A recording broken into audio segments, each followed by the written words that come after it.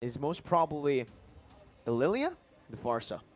Lilia makes sense, a bit more survivability, a lot of AoE damage in the big fights, and just as we say that, it does get locked in. And now for Argentina, what could it be, man? They need some DPS for sure, and this is the problem. When you're in the current meta, anything can be played in the jungle almost. It can be a utility tank, it can be marksman-ish, it can be assassin-orientated, and considering that they're against Fanny, I think a fighter makes sense, but then they'll be very, very locked in into a front-to-back situation. And Indonesia, the flanks we saw from side cuts have been very, very dangerous. So they go for the Karina, can be used as a tank as well, and they have that Melissa to deter all these dive potential. There you go. That's the answer we were waiting for, right? Up against a team like Indonesia with the Fanny, with someone that can just dive into that back line, you need someone to be able to cover. And looking at Team Argentina's composition before they picked the Melissa, wait a minute. Brands is hovering over the Roger currently. Grr, yeah, absolutely. But we'll see. Arashi. No way. Is this going to be, are they trying to pull off the double retribution strat? I'll have to say that so many teams have been doing this to the casters. Can you please stop? This is not okay, man. You're giving us a lot of false hope here. And I don't think it's gonna be that Roger. Unfortunately, they are hovering on the Lapu Lapu. Yet another dive hero, a good engage, and crowd control. More than anything, crowd control has been so critical in ensuring that your team gets that slight edge, especially when both teams are positioning, are maneuvering so well in that mid to late game. Zace, he just loves it, man. He loves playing with the casters there, with hover over the Come on, Roger. Zace. Come on, Zace. Don't give us hope. Pick it up, man. Come on, man. Maybe next time we'll see it. Do it. Maybe they're saving it for later. But here, up against Argentina with Karina, picked up by Jotun and Civ. I do want to finish what I started earlier, that statement. With the Melissa's go away, that provides easy cover. And she can be quite independent in that gold lane, where usually, again, Team Argentina can play and look towards that XP lane to get that winning lane. Exactly. I think we need to figure out, well, both teams need to figure out which lane are they attempting to actually get ahead. Because if it's the gold lane, cool. You have a solid mid game and you have solid advantage in the late game. But if you leave that EXP lane untouched, the macro game, the wave gameplay, the 1 and 4 split push strategy can be utilized to its utmost potential. And with side cuts, for example, in the XP lane, going up against Papdog as well, that is something that you do not want happening. Welcome to the land of Dawn, ladies and gentlemen. Team Indonesia here with Taz starting on the purple buff and Jotun on that Karina on the orange buff. Let's see here, Taz. One question I do have currently is what emblem is he going to go for? He opts to go for the high and dry. And now you can already see that it's going to be the mystery shop as well from Karina, as Erwin is going to get bursted down by the damage from the Fanny early on. And man, that is a lot of damage. That is what the high and dry is going to bring to the table. Taz is going to be very aggressively moving around, going for those 1v1s. And unless Argentina has solid control in the lanes, then they can actually, you know, that's how they need to play to get the opportunities to shut down, to collapse onto Taz, who is going over aggressive. Here though, Jotun is going to have a bit of a rougher time in his jungle as Taz was able to pick up that kill. It is going to be a 1-kill lead early on so far, but that's something that can really get the snowball going for Team Indonesia right now as Dreams just gets out that perfect match. Jotun still is able to get level 4 a bit faster than Taz though, even after suffering that invade early on. And to watch that there's no real counter to the engage coming in from Erwin with the Flicker Fatal Links combo. No Purifies, for example, but we'll have to see. Does Indonesia have a strategy in mind, a counter? Maybe through maneuvering, to positioning. We have to see later in the mid-game, but for now, the Atlas cannot be as aggressive when it comes to these skirmishes. So we'll have to wait until about level 4. And now with the first turtle spawning, you can see action building up near that top side.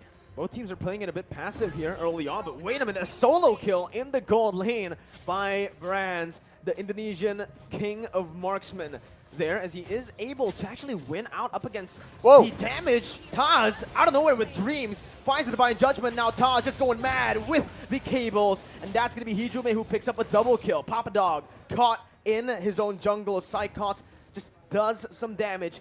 puts him back and forces him to recall. 2 minutes in, and it's Indonesia who has a pretty solid lead. Just like that, 2 kills on the table. That is how fast, that is the X factor we talk about whenever Indonesia is being mentioned. Out of nowhere, these plays will just keep happening, so Argentina need to be on their toes. The composition of Indonesia is all about that pickoff, so they cannot leave their member alone. I think we saw Meteoro use the Cult Altar, but it was just a bit too late, unfortunately, and that cannot happen again, because that is one of the core ways they have to counter Indonesia right now. 3 minutes in, that's a turtle secured for free by Indonesia. Psychots in that XP lane as well, getting a pretty substantial lead with Brands doing the same. So far, all 3 lanes are controlled by Indonesia.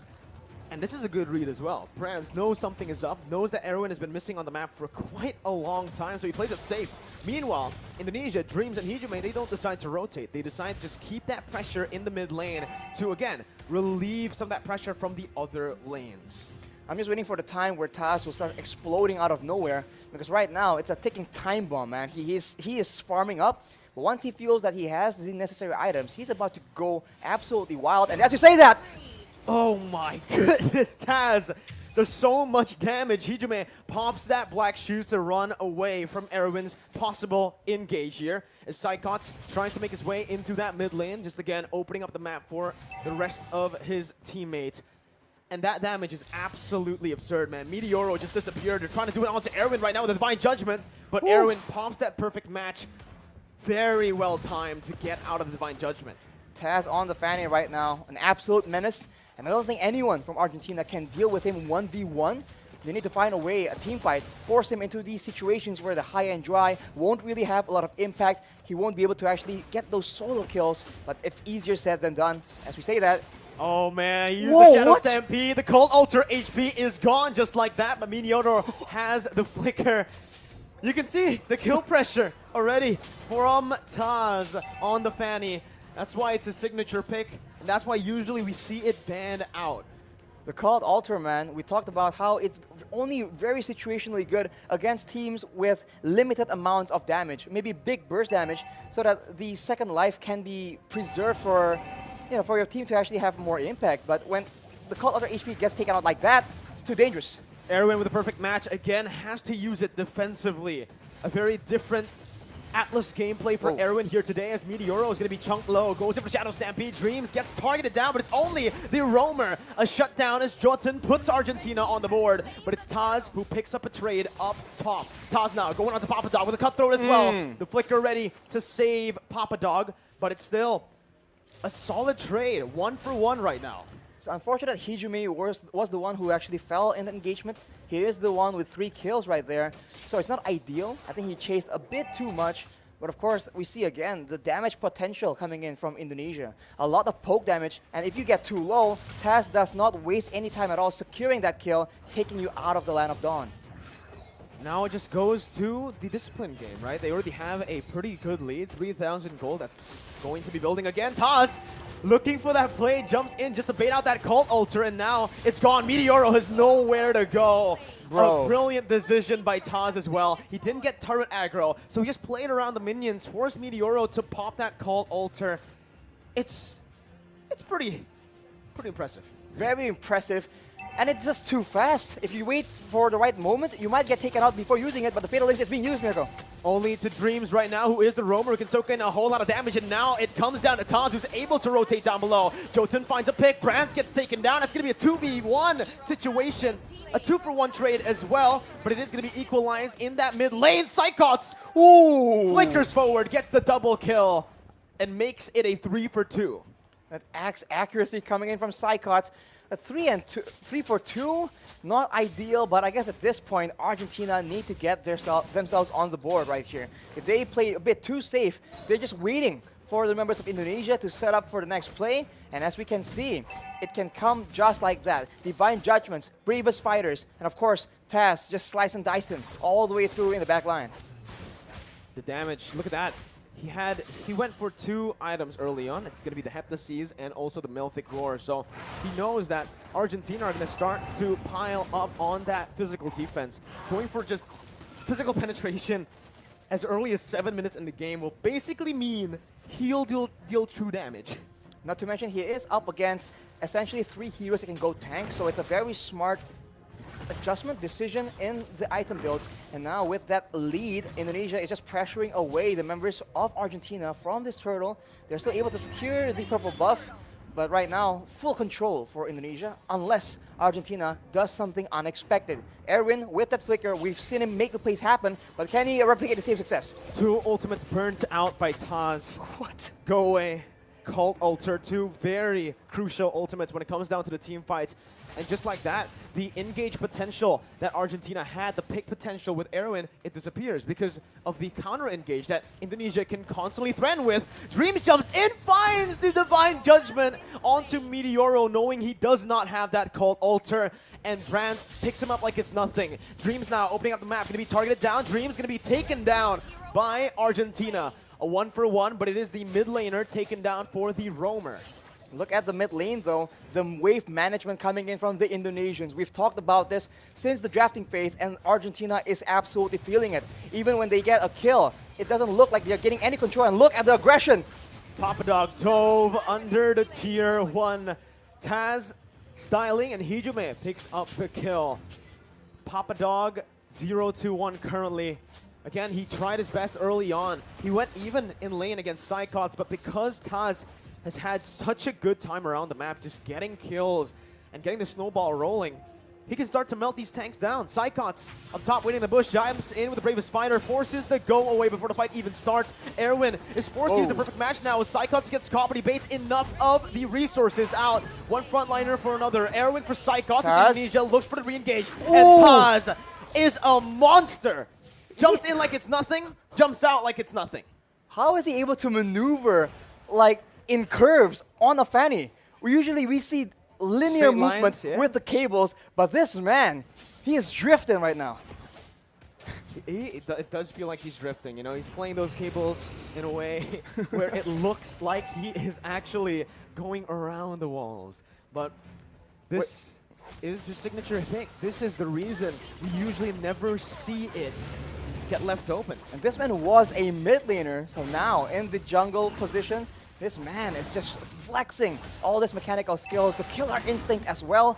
And when he is that accurate with the cables, how can you like play as a backliner for Argentina, but Papadog is the one being targeted? Melted down instantly here by Psychots and Brands.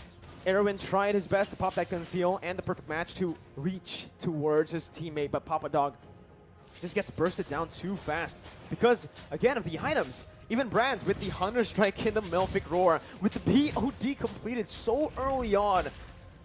Man, he can actually just burst that whole team. Yeah, right as I say it, on cue, Brands pops that Renner, gets Meteoro to a quarter of his HP, swaps to the Bennett and clears out the wave easily with the BOD completed. Now, I need to ask you a question, Arashi.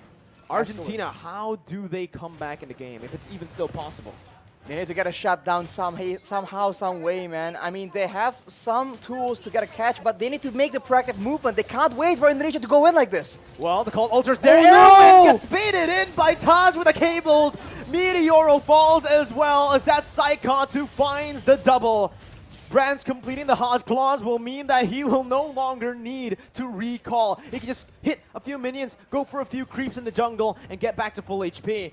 Jotun trying his best to look for a play. Toss and Brands with that combo. The snipe from the purple buff and Tazz with the cables as Psychos jumps in once again onto the Bravest Fighter. But it is going to be the go away pop as well by Argentina. Meteoro backing off. Call Ultra already used. 11 minutes in and 2 base turrets have fallen. See the discipline coming in from the Indonesians, having so much momentum and yet so patient. Snipe does not connect from Brands, but like I said, now with the Cold Altar, when do you pop it? Is it when Tazz comes flying in? Is it when Brands is charging up the Snipe because he can one-shot you as well? It's such a tough situation, especially when all the responsibility is on you to keep your teams alive. Meteoro with a Cult Altar, and we can see that Erwin, he is definitely feeling the pressure. He needs to make a play, but if he tries too hard, if he forces it, this is what will happen. Indonesia can absolutely take over. 12 minutes in, this is So far today, we have seen longer games than yesterday, right? I think the longest game we saw yesterday was 11 minutes, and today we saw a game go all the way. Dreams, though, looking for the pick, finds it like it's nothing, but it's going to be the Cold Ultra, which is placed down. Tazz looking for the plays, waiting for the Cold Ultra HP to be shrink down, to be melted down as he goes in for a re-engage. Getting the base turret, getting back as well, baiting a whole lot of resources for Brands to free hit on that back line. 2 members falling for Argentina. Meteoro and Civ, the 2 damage dealers, are still up, but the snipes connects onto Civ, and that will mean Civ will have to recall. Tazz finally rejoining his team, jumps in onto Johnson, goes in for the cut though, finds Meteoro, and he's looking for a double kill, looking for a triple kill onto Civ now. He does get it in the end, a triple kill for Tazz up against Argentina in a dominant game 1. Dominant for sure. This is why the Fanny has been so prioritized. It is disgusting.